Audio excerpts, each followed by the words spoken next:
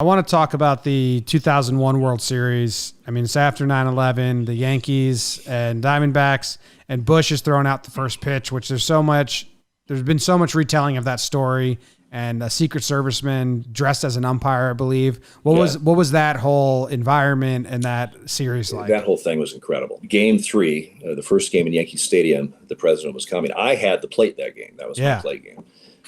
So lucky me. In the postseason, it's hilarious. These locker rooms suddenly have all these people in it that you don't even know who they are. I mean, these are front office people from MLB. There's the television people. There's security people. It's like, who are all these people? Yeah, that show up, and so you have a lot of kind of just distractions that you don't normally have in your normal routine. Plus, oh, by the way, you're getting ready to umpire behind the plate in a World Series game at Yankee Stadium. So hey, stay hot. So so you have all this going on. Well, now add to that, we're at the president. Jimmy Joyce and I were on the crew that year, and we got at the stadium really early because we knew of security and everything. And to show you how insane security was there right after 9/11, at Old Yankee Stadium, we used to walk in to the press gate. There'd be a guard there. We'd go down these stairs. At the bottom of the stairs would be a guard. There'd be a long hallway, and then another long hallway. There's a guard there. Then you walk right by the Yankee clubhouse, and then just a little bit farther is our clubhouse, and there's a guard there. On that, not that day, but all 3 games at Yankee Stadium for that World Series, there was a guard at the press gate. There was a guard at the bottom of the stairs. The long hallway, there was a guard about every 15 feet. We walk in, and there's a gentleman sitting there, and we have no idea who he is, and our clubhouse guy. And the gentleman goes, "Hi, I'm so and so, Secret Service." He goes, "I'll be going on the field with you guys in an umpire uniform." And we said, "Oh, okay." I said, "Well, you must have seen our work then." we have to have security come out with it. But he had a bulletproof vest. He had this all underneath Mark Hirschbeck was on the crew, and Mark was the guy that stayed in the tunnel. So only 6 of us would walk out as umpires, and the Secret Service guy was wearing one of his pullovers. But he had a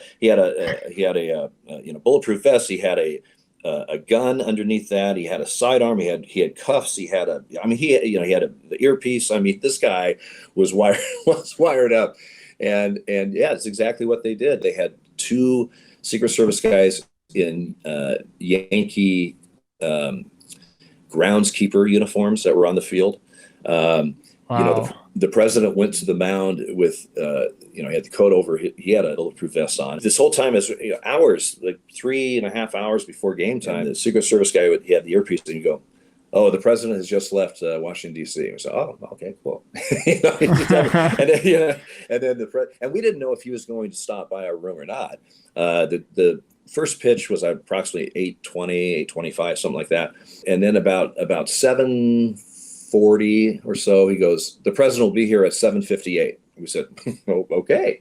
We're all in there getting ready. I go in to, use the facilities, and all of a sudden I heard kind of a commotion going on. I go, he must have arrived. And when he gets there, of course, he has this whole contingent of Secret Service. And when they walk in, one of the guys immediately goes just to the opposite side to that doorway, just to see what's there, and so I've got my back to him, and so I'm standing at a urinal doing my thing, and he goes, "You have a visitor." And I look back and I said, "Oh yeah, I'll be right there." just kind of standing here, and wash my hands and stuff. And I come out, so I'm the last guy to meet the president because he's come by and he said hello to everybody. Now George W. Bush, I knew before he was governor. He sat right by the Ranger dugout, with the Rangers right by the ball boy. I remember going over like between innings when it was 1,000,000 degrees in Arlington, and the ball boy was out doing something, and I would just grab a couple balls in between innings. I'm sweating, and he'd go, "Hey, looks like you're sweating." Yes, it is Texas in July.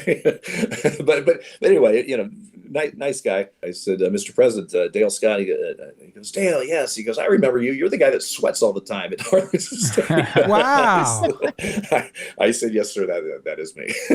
That's funny. I think it might have been the only time ever non-Yankee fans were kind of Yankee fans, for that World Series, just because of the situation. Because that 2001 World Series, I mean, you watch the Arizona Diamondbacks walk off a Mariano Rivera in Game 7. Do you guys go back to the umpire room and are you guys all just looking at each other? Like, that's incredible. Like, when's that like kind of moment for you guys where it's like, damn, that's awesome? That particular game, I mean, let's face it, the Yankees go up, Rivera comes in. There's no way Arizona's going to win this game. I mean, by the stats, Mariano just doesn't give up, doesn't blow saves. I mean, it just doesn't happen. And as it turns out, boom, boom, boom, and it's over. In fact, the game-winning hit, which is just overdrawn in infield, I'm in that highlight every time because I'm the second base umpire. And they're going to show that forever. That's amazing. Show that forever. Yeah. I'm just glad I didn't call infield fly, but I'm just saying. I wish you did. We are Yankee fans. Wish you did.